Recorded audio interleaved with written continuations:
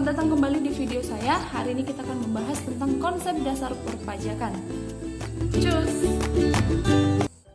Konsep dasar perpajakan. Yang pertama, pengertian pajak. Pajak merupakan kontribusi wajib kepada negara yang sifatnya memaksa berdasarkan undang-undang. Tidak diperoleh imbalan langsung, semata-mata hanya digunakan untuk kepentingan dan juga kemakmuran rakyat. Yang kedua, fungsi pajak. Fungsi yang pertama budgeteer ataupun anggaran. Artinya pajak digunakan sebagai sumber pembiayaan atas segala pengeluaran-pengeluaran negara. Contohnya belanja pegawai, belanja barang, belanja pemeliharaan, dan juga pembangunan nasional. Nah, pemerintah harus bisa nih mengelola penerimaan dalam negeri dan juga mengelola pengeluaran-pengeluaran rutin sehingga pembangunan dapat difokuskan dan ditingkatkan. Yang kedua, fungsi reguleran atau fungsi mengatur. Nah, di sini pajak berfungsi untuk mengatur pertumbuhan ekonomi. Contohnya, pemerintah memberikan keringanan pajak bagi para investor-investor agar penanaman modal di Indonesia lancar dan produktivitas serta ekonomi Indonesia dapat lebih meningkat. 3. Fungsi stabilitas. Artinya pajak mengendalikan inflasi dan juga peredaran uang. Harga dan mata uang relatif stabil. Yang keempat, fungsi legalitas pemerintahan atau representasi. Nah, pemerintah sudah memungut nih pajak berdasarkan undang-undang, sehingga masyarakat juga berhak atas pertanggungjawaban dan akuntabilitas pajak yang telah dipungut darinya. Yang terakhir yaitu fungsi pemerataan pendapatan atau redistribution. Artinya nanti pajak akan dikembalikan kepada masyarakat dalam wujud fasilitas serta pembangunan. Nah, untuk contohnya, misalkan pemerintah membangun jembatan nih di daerah A. Untuk meningkatkan pendapatan masyarakat, maka pemerintah dapat melakukan rekrutmen untuk melakukan pembangunan tersebut, sehingga akan terserap yang namanya tenaga kerja dan meningkatkan taraf hidup dari masyarakat.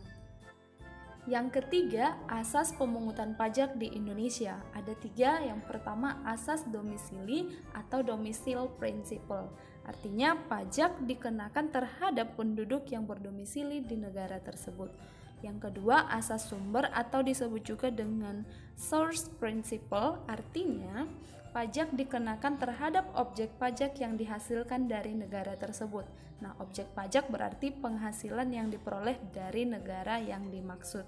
Kemudian yang ketiga adalah asas kebangsaan atau disebut juga dengan nationality or citizenship principle, yang artinya pembebanan pajak adalah berdasarkan status kewarganegaraannya. Nah, ini memandang juga penghasilan secara keseluruhan di dunia. Yang keempat, sistem pemungutan pajak. Ada 3 sistem yang diaplikasikan. Yang pertama, official assessment system. Artinya, besaran dari pajak yang dikenakan terhadap wajib pajak ditentukan oleh fiskus ataupun pejabat yang berwenang di dalam perpajakan. Si wajib pajak hanya tinggal membayar saja. Yang kedua, self-assessment system. Artinya, wajib pajak secara mandiri menghitung dan juga melaporkan pajak yang terutang atasnya. Yang ketiga, withholding tax system. Artinya, pemungutan dan juga pemotongan pajak dilakukan oleh pihak ketiga. Yang kelima, syarat pemungutan pajak. Agar pemungutan pajak tidak menimbulkan hambatan dan juga perlawanan, maka diberlakukanlah 3 syarat berikut. Yang pertama, syarat keadilan. Nah, artinya di sini pajak harus dipungut secara adil, dikenakan kepada orang pribadi yang penghasilannya sebanding dengan pajak yang dikenakan kepadanya, pun manfaat yang diperoleh harus seimbang. Kemudian yang kedua, syarat yuridis. Artinya pemungutan pajak harus didasarkan oleh undang-undang, karena kan tadi sifatnya memaksa. Yang ketiga, syarat ekonomis. Artinya pemungutan pajak harus menimbang juga keadaan ekonomi masyarakat. Jangan sampai nanti pemungutan dari pajak tersebut mengganggu kegiatan produksi ataupun perdagangan serta kegiatan ekonomi lainnya. Keempat, syarat finansial. Artinya pajak dipungut harus dengan memperhatikan fungsi anggaran, di mana biaya yang dipungut harus dapat ditekan lebih kecil dari penerimaan atau penghasilan seseorang.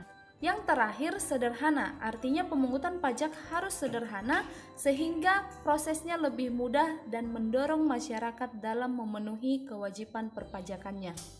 Oke, yang terakhir adalah jenis-jenis pajak. Di Indonesia ada 2 jenis pajak berdasarkan lembaga pemungutannya. Yang pertama, pajak pusat, berarti pajak tersebut dipungut oleh pemerintah pusat dan nantinya akan digunakan untuk membiayai kebutuhan-kebutuhan rumah tangga negara.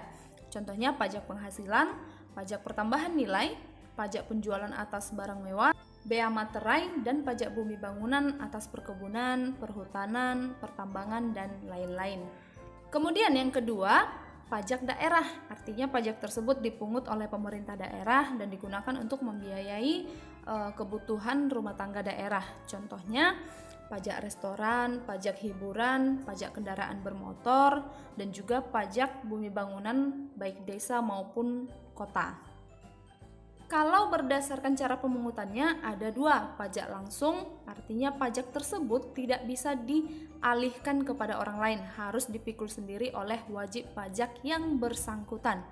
Yang kedua, pajak tidak langsung, artinya pajak yang pemungutannya tidak didaftar berdasarkan nomor pendaftaran pajak. Tetapi jika ada suatu peristiwa tertentu yang membuat si pembayar pajak harus melimpahkan beban pajaknya pada orang lain, nah itu baru bisa. Contohnya PPN, PPNBM, bea cukai, dan juga bea materai. Kemudian berdasarkan sifat pemungutannya, yang pertama pajak subjektif, artinya pajak itu harus dikenakan dengan memperhatikan kondisi wajib pajak, memperhatikan misalkan banyak tanggungannya, memperhatikan pekerjaannya, status kawin atau tidak kawinnya. Nah, ini contohnya adalah pajak penghasilan. Yang kedua, pajak objektif, yaitu pajak yang pengenaannya pertama-tama dia memperhatikan bendanya apa, wujudnya apa, atau peristiwanya apa, kemudian timbullah kewajiban membayar pajaknya. Setelah itu barulah ditetapkan siapa subjeknya. Oke, sekian materi kita untuk hari ini. Mudah-mudahan videonya bermanfaat dan see you on next video.